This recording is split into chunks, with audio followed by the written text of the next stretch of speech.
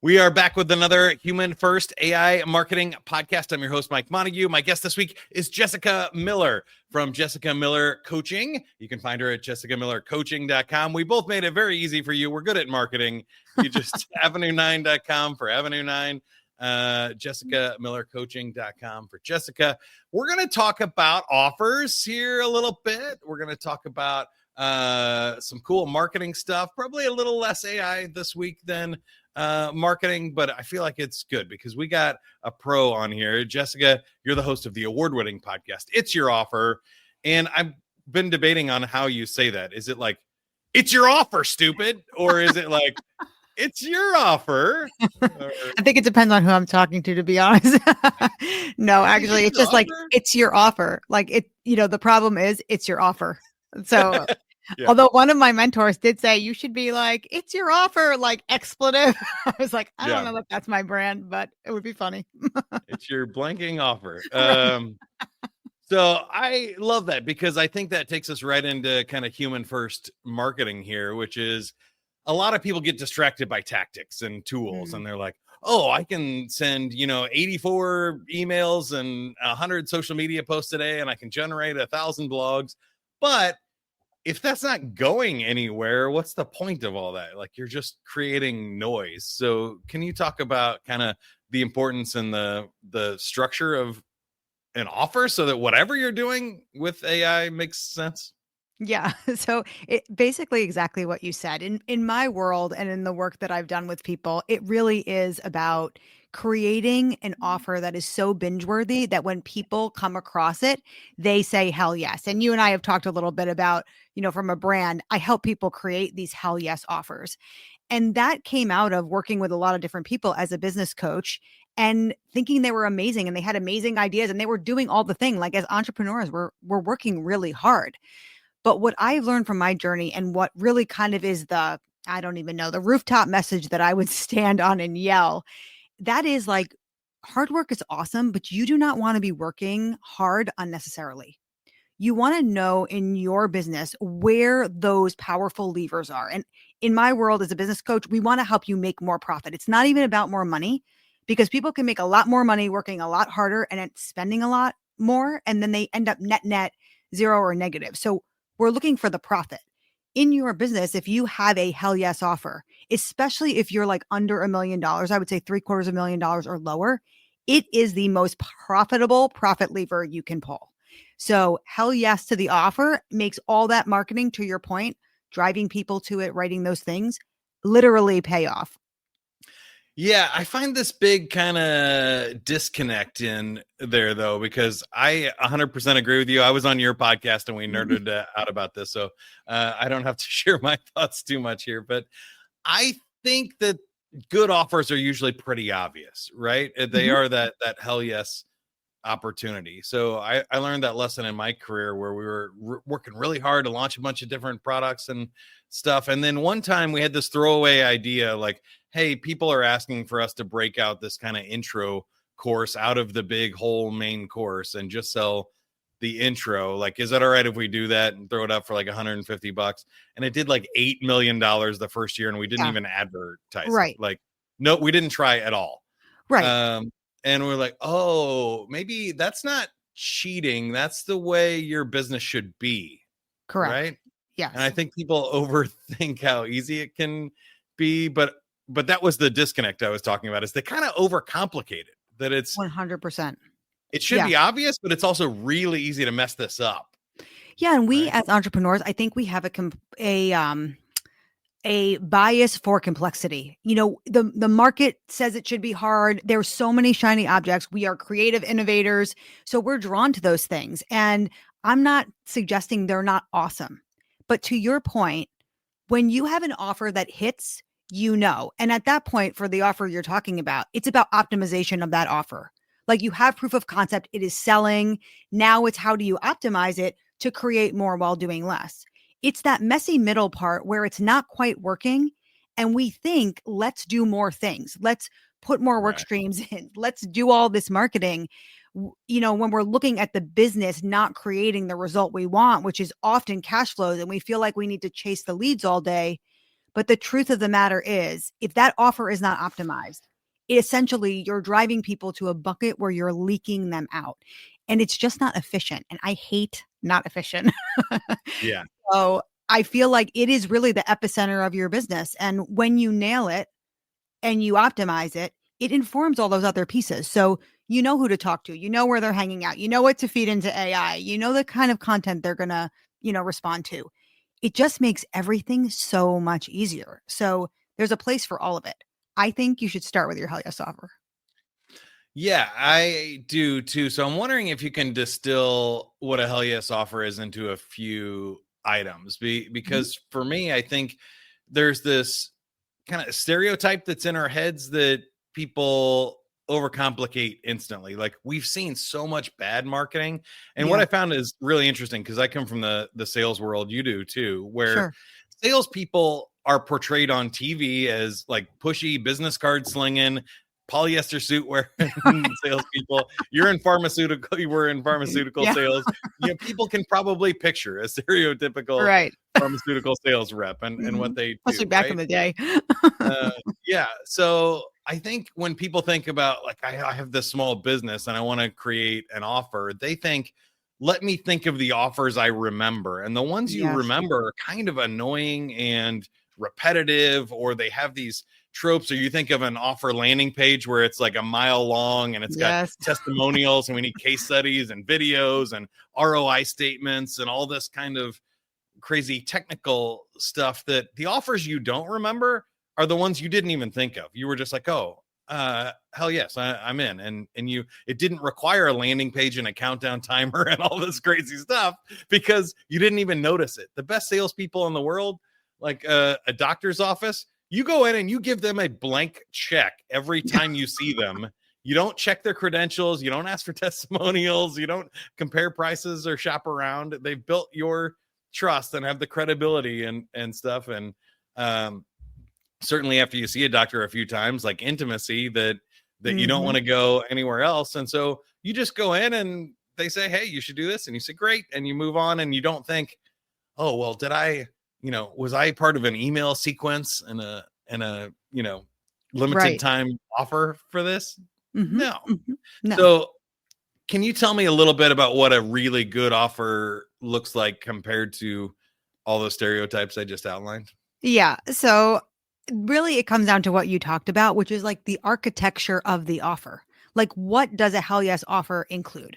And you said it right off the bat, which I thought was so interesting, which is most people, when they craft offers, the first thing that they do is look outside of themselves. They look at the marketplace, they think, what can I sell today? What's everyone else buying? What did Mike do? Like it's this external process. One of the most powerful things you can do in your business with your offers is start with your hell yes. What do you love to do? What lights you up? It is an energetic exchange in business. The more you love something and you think it is hell yes, and the more you lead with that internal place first, the more powerful you will create from there. We all know this as creators. But we are in this bad place sometimes where we think of these really cool things. And you've been through this in your evolution of your career. I know, Mike, you're like, where is this going? I don't know if it's going to work. You followed your hell yes. You kind of just went with that. And then you collected the data. So most people will not give in to the hell yes. They're not even looking for that. But my recommendation is build something that is hell yes for you. And then let the people who think it is hell yes for them too find you. You pull them in like a magnet. So you want to start with your hell yes. Like, what problem do you want to solve? What people do you want to work with? What lights you up? Because let's face it, building a business doesn't happen in 3 seconds, and it takes effort. So that energy that you're bringing compels it. It also makes you creative. So you start to think about hey, if I want to do this thing and solve this problem with this person, how do I do that creatively? So that first piece is really that hell yes energy. Like, what is hell yes for you? And you and I also talk about when you start plugging into that, the whole journey is so much more fun. So that first piece is really the hell yes part, plugging into your own hell yes. Yeah, I second all of that, and I find it really fascinating because it can be a little tricky Mhm. and counterintuitive that people think, oh well, nobody will pay me to do this, or I Yes. love doing this so much I would do it for free. I can't charge thousands of dollars to do it, Yeah. and you Mhm. talk yourself out of these Talk yourself out of it. offers so Yeah. much. So I guess that's why it helps to have a good coach, JessicaMillerCoaching.com, Mhm. uh, or have an outside party looking at this to kind of go, you know what, you're really good at that, or I Mhm. would pay you to do this. And I try to really listen to um the market a little bit, but not in a bad way. I think Mhm. um there's some common tropes where the famous line is the customer is always right, Mm. and it's a common myth that the economist who said that meant the consumer, like the market is always right. Like if Mhm. you didn't get a great offer, like any individual customer can be wrong. Right. Idiots exist all the time where they're not a good fit for your Right. business, and so you don't Right. want to listen to those people. Yes. And actually But to when you that look at point, the Mike. macro, that's where I think it's like, oh, I I started talking to people about Avenue 9 and this AI marketing and stuff that I could do. And I got 3 clients in 3 weeks, and I Yeah. hadn't even started the business yet. And I had replaced my daytime income. And I was Mhm. like, well, that's a pretty big sign. Hell yes to Right. that. This is You're like, awesome. that that feels like I hit a nerve there. Yeah. I got 3 deals without even really trying very Yeah. hard. That's probably a good sign that I'm heading in the right direction. I think if you're struggling and you're pushing and you're running into stuff, you need to kind of feel out that energy and move, but you shouldn't try to mold yourself into what other people think Right. you should, especially people who are not buying from you, because you'll get a lot of consultants, friends and family, or competitors saying, oh, you know what you should do, there's a hole in the market where nobody's doing this, and yeah, nobody's doing it because it's not profitable or nobody Right. wants it. Right. Like, Yes. let's find what everybody else Yeah. is buying. Right. And that goes back to your point of like being careful who you listen to. And that's why I think it's really important starting with you, because then you can take something and do exactly what you said, go out there and test it. But a lot of times it always blows my mind. People will go into these groups like, hey, I want to run a retreat in, Bolivia. What do you think? And then, 50 people are like, yes, yes, yes. I mean, not your ideal client, have no idea what you're talking about. You're getting all this feedback in like a vacuum. So it's really important. The starting point is important. And then when you have it and you go out there, you're also being careful of the things that you talked about. Like, who are you offering this to? What kind of market testing are you doing?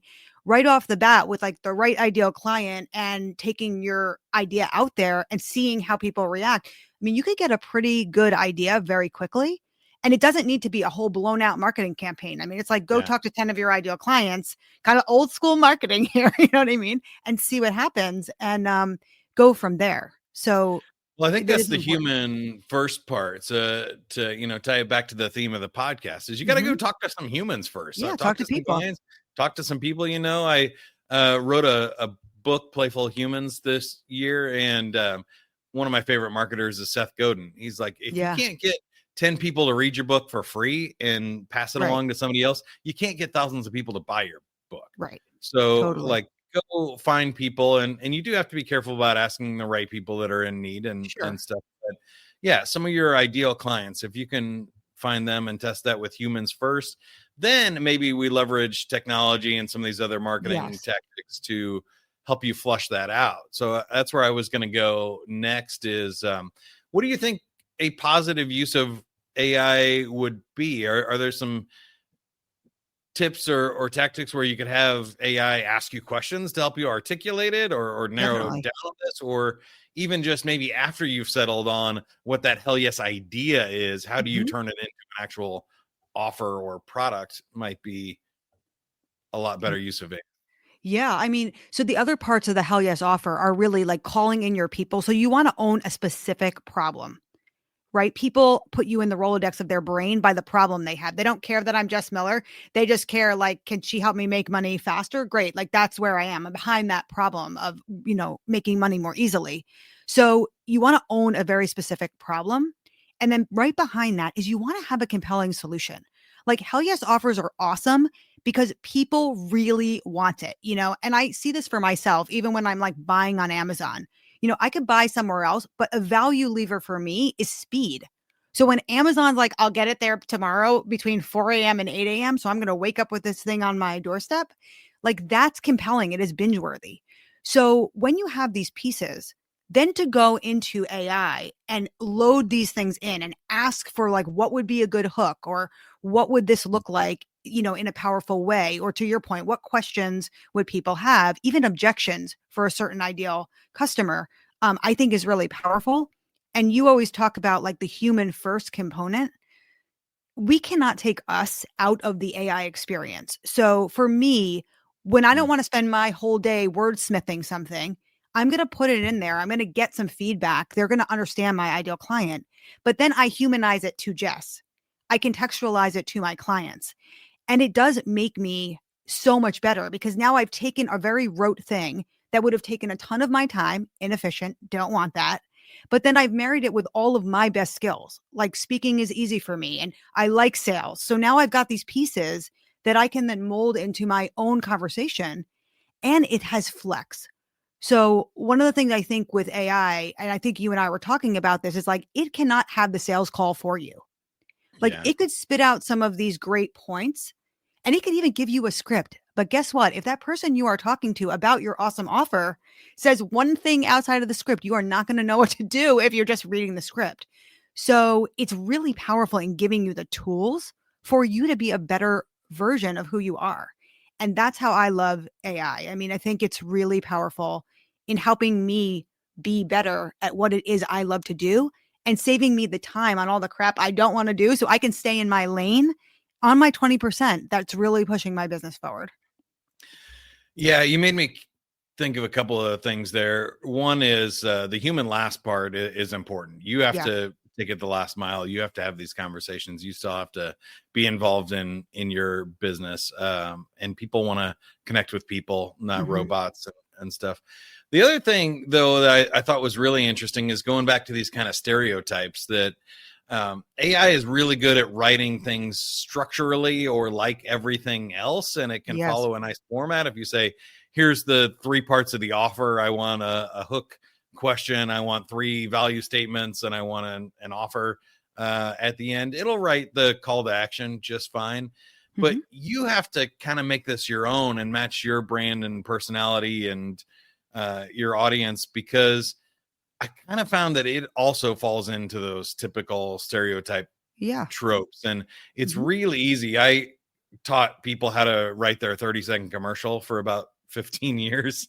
And I've done this thousands of times. And every time you ask somebody to say, hey, give me your pitch, tell me what your business is about, they will start going into resume speak, using big Yeah. words, talking about how long they've been in business and trying to sound all official and credible. And it's really boring and really Yeah. bad. Yep. Very few people will say something interesting if Yeah. you ask them, tell me about your business. Yeah. And so I think it does take this kind of pattern interrupt. You got to break this stereotype. You got to break the typical resume speak, AI robot speak, like copywriting tactics, and put your personality into it a lot. Have you found any tricks for that when you're working with people? Or I'm sure you've seen that a ton as a Yeah. problem. I mean, I always tell people, like, do not, like, to your point, do not end with AI. Like, it is an input. And to the point that you just made, if you think about the fact that it's pulling from all of this information, of course, what it's going to spit out is going to sound like what's already out there, right? And the loudest message. It's not going to like nuance. So I do tell people, like, leverage it to the way that you want to leverage it, but offers are contextual and selling offers are contextual. So you need to understand your ideal client contextually. And I can give you an example with one of my like hell yes offers that I had. I helped people create hell yes offers, and it was a 12-week asynchronous program. It had a portal on the back with some, very short informational videos. It was powerful and very niche and focused, but, sort of like typical in the construction. And we did it over 12 weeks. Well, people were getting great results, and it was awesome. But what we started finding is that we were almost front loading it. Like, they were getting these results in like 4 weeks, 6 weeks. And so finally one day I sat down with a few of my clients and I was like, what do you think about this? Because for me, this is an awesome offer, but it's just lacking that one more like hell yes thing. And I said, speed is important to me. I mentioned that earlier. So like, how could I get this right now? And so we went back and forth and talked about this. And I was like, how about like offer in a day? Get an offer in a day.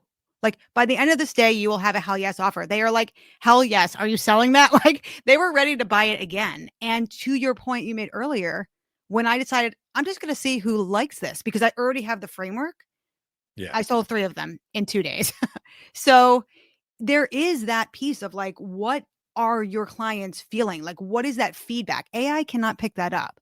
They can't pick up yeah, it's great, but there's one extra thing that would make it different. And they can't pick up my energy because also giving that kind of an offer to someone for me is so much more powerful. Like it's faster. They're getting results. I feel good. It's a love fest. Yeah, I know you are a certified life coach and stuff too, and I saw the word vibe on your website, and I think there is just this vibe, like you hit a tone or a resonance with people when you know you've nailed the offer. It feels good to you. Other people are responding to it, and it feels like almost like a flow state where you're like, oh yeah, this is happening, and it's just so much more fun. So I would just encourage everybody listening, if you're not feeling that in your business, keep trying. Keep working on it. Keep finding other stuff and keep working, because it's not supposed to be hard. It's not supposed to be a grind. You shouldn't have to convince and push everybody and do all kinds of crazy tricks to get them to buy from you. It should be a hell yes for you and for them when working together. Yeah, 100%. And your whole funnel will work better.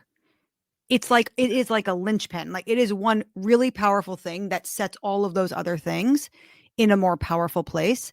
And I think you said it too. You show up differently. Like you step into a different identity when you're clear and you have confidence, because you know when people buy this thing, they are going to hit the jackpot. And it's awesome. Like who doesn't want to sell that? It's so good.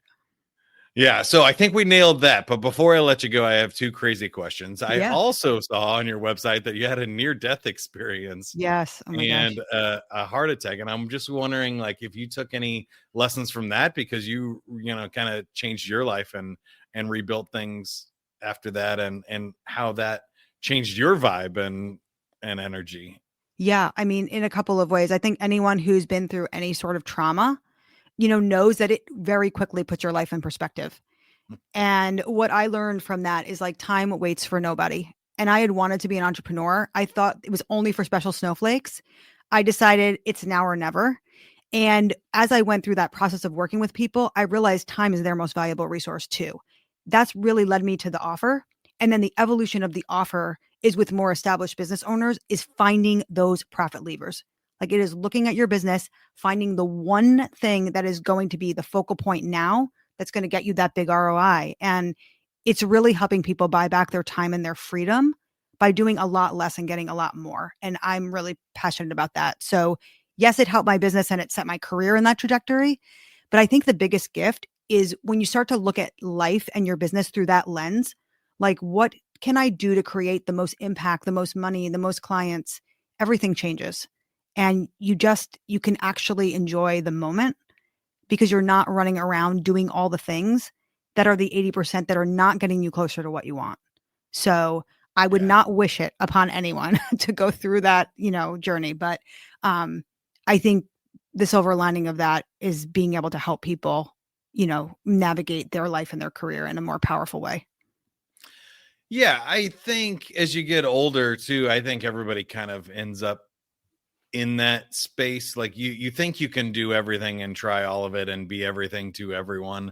And eventually that's going to catch up. Yeah. It's not sustainable. So and it's not very much fun. You don't have to have a heart attack to figure that out. That's right. But even just a failing business feels, like horrible. a heart attack and stuff too.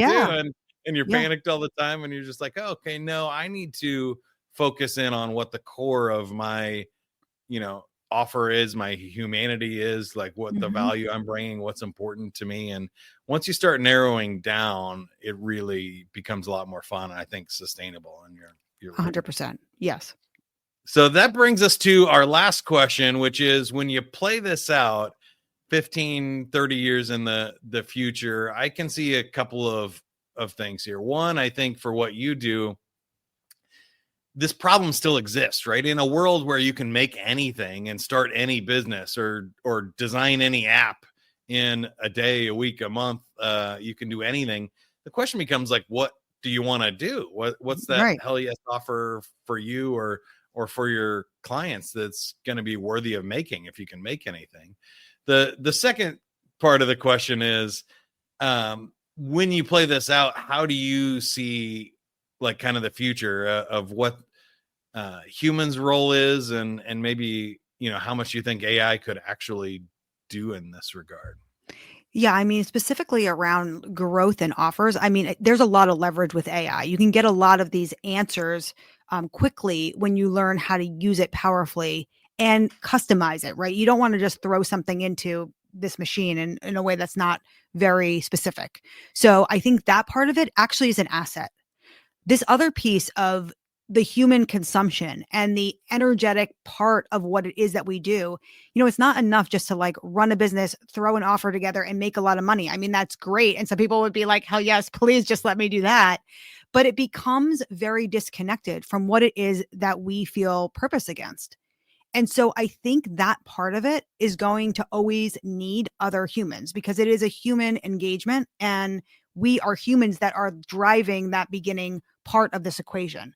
In whatever way, I think we can use AI, for good and in a way to get what it is we need, we should use it. Why waste time where we don't have to do that?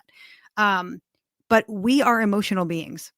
And even now, there's certain parts of my life where would I just want to feed it into a machine that is, like we said, taking in all this random information from all these places and trust what it is spitting out at me with no context? The answer is no. So we're not there yet. And I think, humans have interacted for all of time. I don't think it's going to change.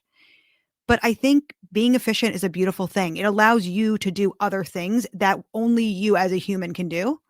So Yeah. where the technology can help you, don't fight it. Go with it and figure out where there's that line. And kind of back to what I was saying all the way at the beginning, there's going to be other people just like you who think about it the same way you do. Those are your people.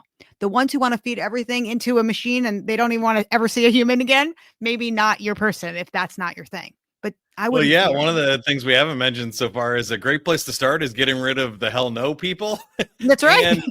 and the hell no tasks that you're like, That's if you right. can get that over to AI and you hate, filling out spreadsheets or whatever, if you Mhm. love it, great. But if you don't, get rid of it, get it Yeah. automated, get it outsourced to somebody else, delegate that stuff Yeah. so that you can focus on the hell yes stuff is a Yeah. really good part. You'll start Yeah. narrowing down to it. Yeah. And even if you do What the about AI, like just the it future of humanity in general? If you had to pick a sci-fi movie of where you think we'll end up or where you hope we end up, do you think it's like Star Trek, Star Wars, Minority Report, Matrix, Terminator?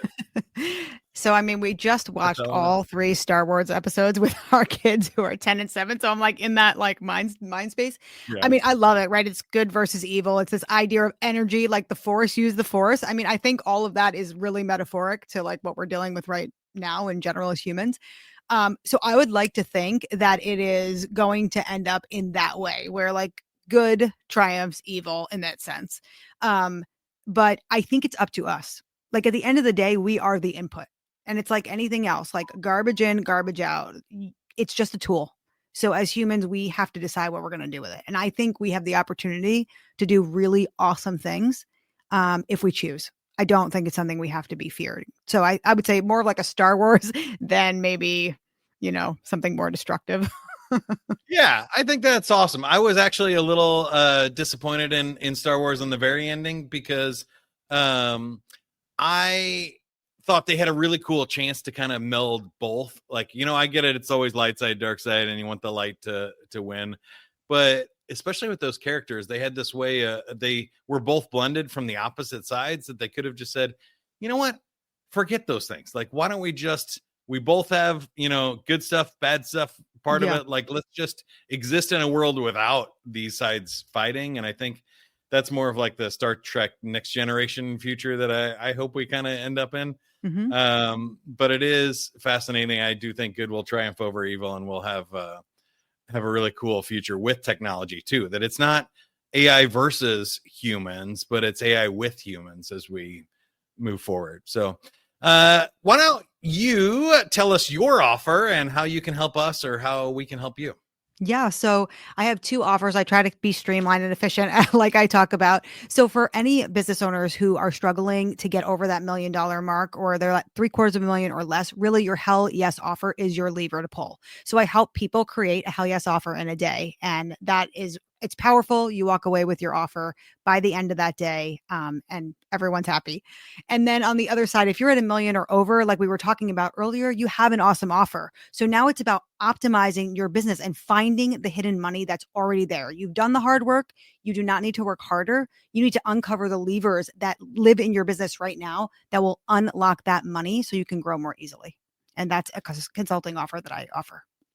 Love it. Go to jessicamillercoaching.com. And for Avenue 9 and our human first AI marketing, you can find more at avenue9.com. I help people with the high volume content marketing where I can interview you in a situation like this and then turn this into all of the other content and offers that you need. You want to make a white paper, a ebook, social media content, start a podcast, happy to help you do that, as well as figure out AI strategy in your business. So more information at Avenue 9. Subscribe, share this episode with somebody that you think needs to hear it, and we'll see you next time. Good luck, everybody.